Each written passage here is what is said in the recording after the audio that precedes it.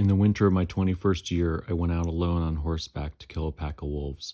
This was on my father's land, in the Ardennes in France, and these were the last decades before the French Revolution.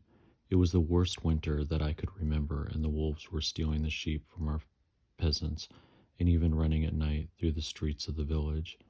These were bitter years for me. My father was the Marquis, and I was the seventh son, and the youngest of the three who lived to manhood. I had no claim to the title or the land, and no prospects, even in a rich family. It might have been that way for a younger boy, but our wealth had been used up long ago.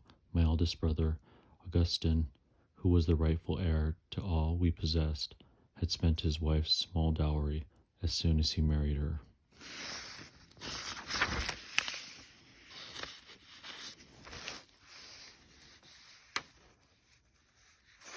I wanted a good battle with the wolves.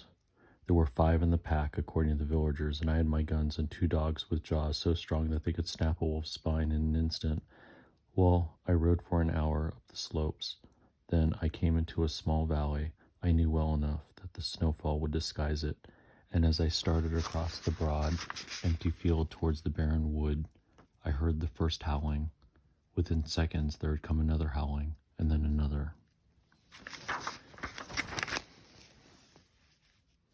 The wolf darted off, and the second ran around me in a circle, dancing towards me, and then back again.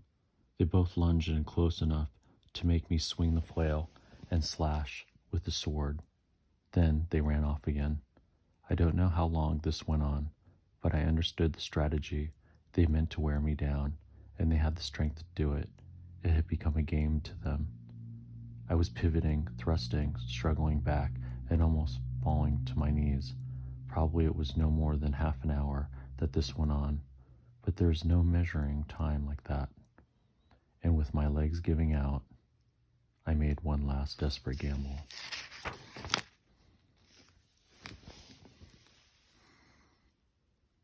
He started to babble something about how incredible, and I must have almost been killed, and would the servants heat some broth for me immediately, and all that sort of thing, but it was no good.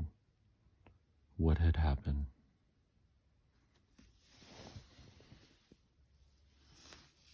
It was evening. I was sitting in the bed with one of my dogs stretching out beside me, and the other stretched out under my knees. The fire was roaring, and there was my mother coming at last, and I supposed I would have expected. I knew her by her particular movement in the shadows, and whereas if anyone else had come near me, I would have shouted, "Go away." I said nothing at all to her.